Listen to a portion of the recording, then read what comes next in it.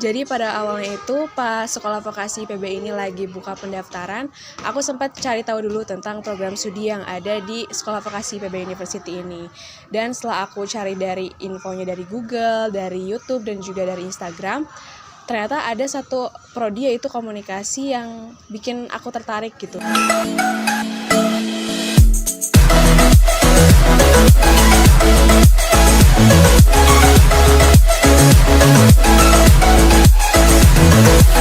Perkenalkan, nama aku Sheila Elgina, biasa dipanggil Sheila. Aku mahasiswi semester 3 di program studi Komunikasi Digital dan Media di Sekolah Vokasi IPB University.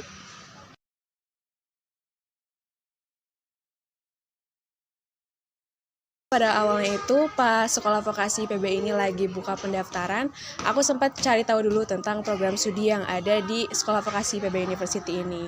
Dan setelah aku cari dari infonya dari Google, dari YouTube, dan juga dari Instagram, ternyata ada satu prodi yaitu komunikasi yang bikin aku tertarik gitu. Dan aku merasa itu merupakan passion aku sendiri. Nah, jadi dari beberapa program studi, aku mengurutkan jurusan komunikasi ini menjadi program studi di urutan pertama dan alhamdulillah langsung masuk ke pilihan pertama itu.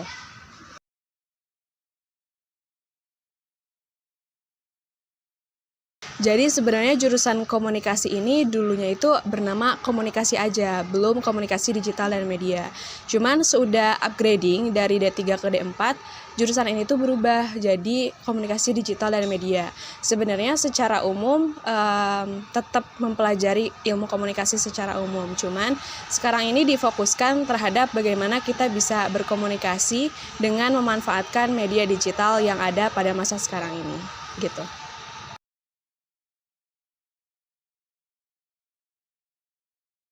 Bedanya S1 Ilmu Komunikasi sama D4 Komunikasi Digital dan Media itu secara pembelajaran tentu aja beda ya. Karena kalau misalnya secara umum D4 itu tentu lebih banyak praktikumnya dibandingkan dengan teorinya sendiri. Misalnya kalau misalnya di 1 minggu ini ada 1 jam kuliah tapi ada 2 jam praktikum gitu. Jadi kalau misalnya dalam satu mata kuliah itu ada 3 SKS, 1 SKS-nya itu kuliah dan 2 SKS-nya itu praktikum.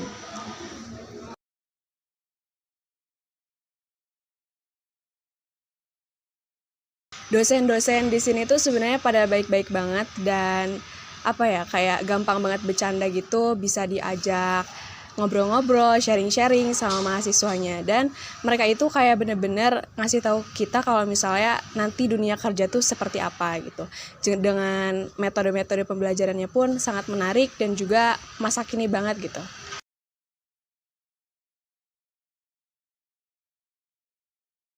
Untuk pertemanan di sini tuh benar-benar akrab banget karena dari orang-orangnya di komunikasi ini pun benar-benar kayak humble, asik, terus gampang banget ya untuk pertemanan di sini dari awal masuk sampai sekarang itu banyak juga kegiatan-kegiatan yang misalnya kayak makrab atau misalnya kumpul-kumpul dan lain sebagainya.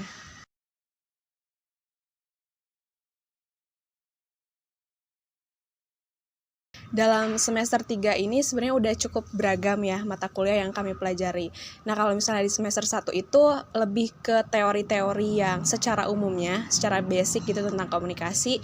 Cuman sekarang makin ke semester 2, semester 3 lebih banyak lagi penjurusan yang lebih rinci. Misalnya ada event organizer, ada komunikasi antar budaya, ada media relation dan lain-lain.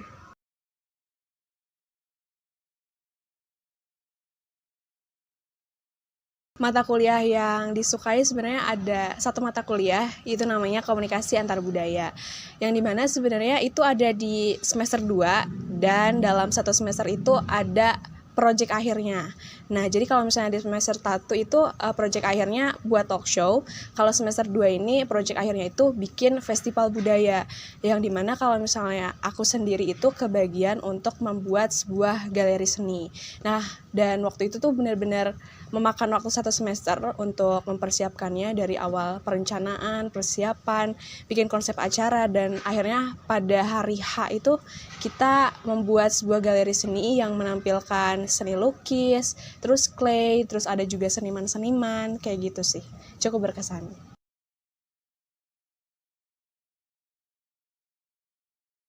Mata kuliah yang paling gak disukain atau sulit sebenarnya mungkin bukan sulit ya, cuman dari akunya aja yang belum bisa terlalu paham ke mata kuliah itu ada mata kuliah desain grafis.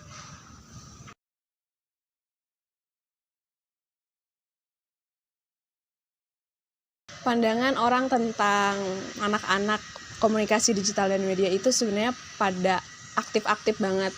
Udah pasti pada tahu kalau misalnya di sekolah vokasi itu anak-anak komunikasi pasti pada aktif-aktif, terus pada percaya diri, pada berisik. Karena soalnya sesuai dengan tagline di program studi kami itu ada super noise, KMN super noise. Jadi emang benar-benar selalu berisik dan selalu aktif dimanapun dan kapanpun.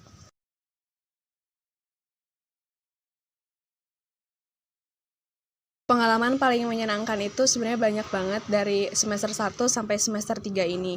Cuman khususnya itu ada di semester awal karena di situ kayak bener-bener lagi suasananya beda aja gitu dengan sekarang. Dan dimana waktu itu aku sempat ikutan salah satu kegiatan di program studi komunikasi ini yaitu iComotion atau icon komunikasi. Yang dimana itu tuh pemilihan icon dari komunikasi ini sendiri. Terus kita tuh jadi panitia angkatan selama kita berkuliah di komunikasi Sekolah Vokasi IPB ini.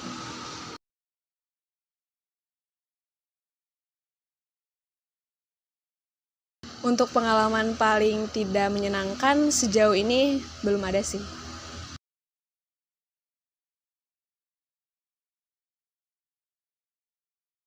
Gelar yang akan diterima mahasiswi komunikasi digital dan media setelah lulus nanti itu STR-Kom.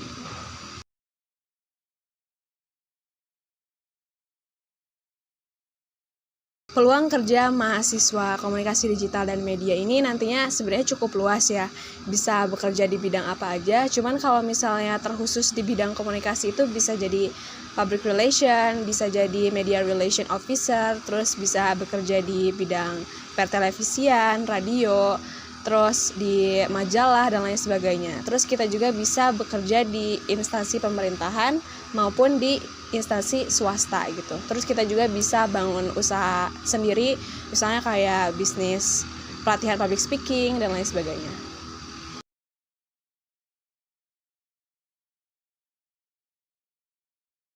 Rencana aku sudah lulus dari Sekolah Vokasi IPB ini tentunya mau langsung kerja, dan aku juga pengen punya usaha sendiri dengan dengan mengandalkan skill komunikasi yang udah aku pelajari selama aku kuliah.